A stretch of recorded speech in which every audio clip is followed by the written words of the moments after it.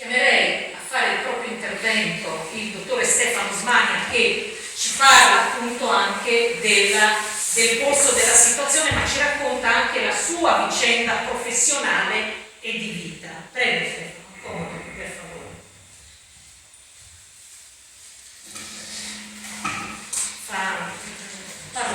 Parla con la voce sua normale per piacere.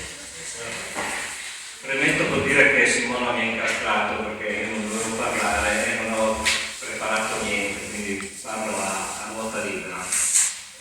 Io rappresento i radiologi di tutta la regione, quindi ho un po' chiaro quella che è la situazione radiologica. Vi posso dire, vi faccio solo un esempio, uno solo, non serve. Se voi provate, potete farlo anche adesso per telefono, a prenotare una TAC, abdomine, a Udine, in fascia D, cioè entro di che avrebbe prenotato entro 10 giorni, ve ne vanno a 545 giorni. Questo è il sintomo di qualcosa che in radiologia proprio funziona. La radiologia, io mi rendo conto che i radiologi sono una categoria un po' nascosta, che la gente non conosce tanto, non sa neanche bene cosa facciano. Però se voi dovete fare un trattamento oncologico, la stadiazione del paziente chi è che la fa radiologo? Il controllo dopo la terapia, chi ve lo fa? Ve lo fa radiologo. Abbiamo parlato prima delle reti tempo dipendenti, 2 su 3 sono gestite dalla radiologia, gestite almeno parzialmente. E il trauma, una volta che il paziente viene centralizzato nel lato, chi è che lo segue? Chi è che gli fa gli esami per vedere se deve andare in una sala operatoria piuttosto che in un'altra? Sarà il radiologo, perché di base fa un attacco. Può essere che finisca in angiografia dove c'è un altro radiologo.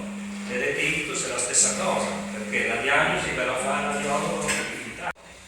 Però la stessa azienda si era rifiutata di fare dei concorsi a 80 o a 100 euro per prendere gente a fare. Allora rifiuta di 80 e 100, però poi fa i 250 per gli altri. Allora a me qualcosa non scorre, sinceramente. E c'è il problema della risonanza. Io vi faccio solo degli esempi così, degli appunti. La risonanza poi non è stata appaltata, nessuno fa le risonanze. È stata appaltata al Policlinico San Giorgio. Quando l'hanno fatto si sono accorti però che certi pazienti non se li possono portare, perché il paziente della terapia intensiva come lo fai a portare in un centro privato fuori dall'ospedale? Non ci vuole un gran genio per capire che non puoi fare queste cose. E lo stesso vale per i pediatrici, perché il Policlinico San Giorgio non prende pediatrici, quindi l'esame viene fatto fisicamente a Pordenone e poi non si sa ancora chi lo deve refertare. Adesso vi prenuncio che partirà una querela da Roma all'azienda stamattina, quindi l'azienda verrà querelata per questo. E Udine, dove c'ero anch'io, io facevo parte della radiologia di urgenza e emergenza di Udine, ci siamo licenziati in 13 negli ultimi anni. Adesso ci sono neoassunti, specializzanti, quindi noi parliamo delle reti ictus, delle reti trauma, di cose fondamentali per la salute, soprattutto per le emergenze, che sono gestite da neospecialisti o da specializzanti. Capite che è una cosa che non sta funzionando. Ho parlato delle cose più importanti, che se banalmente dovete fare una radiografia, provate a prenotare. Vi dico, sì, fra una settimana, ma a me serve oggi perché ho la visita. Quindi vai privato. Io adesso sono privato, sono uscito dal sistema sanitario nazionale. Ho provato a lavorare come Mediano, quindi fuori regione, perché qua non c'è nessuna attrattiva, almeno per la mia specialità. Ho provato, ma facevo 3 ore di strada al giorno, non ce la facevo più, io ho 3 figli piccoli, quindi problemi personali mi hanno impedito di continuare questa strada. Adesso sono in un centro privato. Sono qua per quello.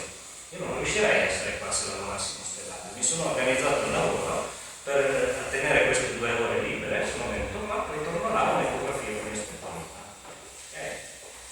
Questa è un po' la situazione. Trieste ancora non lo tiene, non so per quanto, però per dire la guardia radiologica maggiore l'hanno soppressa, non c'è più. L'hanno voluta sopprimere, secondo me si poteva gestire in modo diverso. Abbiamo mandato delle proposte di direzione, non ci hanno minimamente calcolate, hanno soppresso un canale dove c'è un pronto soccorso che fa poco lavoro, per amor di Dio, la maggior parte dei pazienti viene spostata a Carchinara, certo, però il pronto soccorso c'è. E se ci fosse stata un'altra ondata Covid, perché quello che è successo persone che non vanno da questo, ce ne fosse stata un'altra, lì sarebbe successa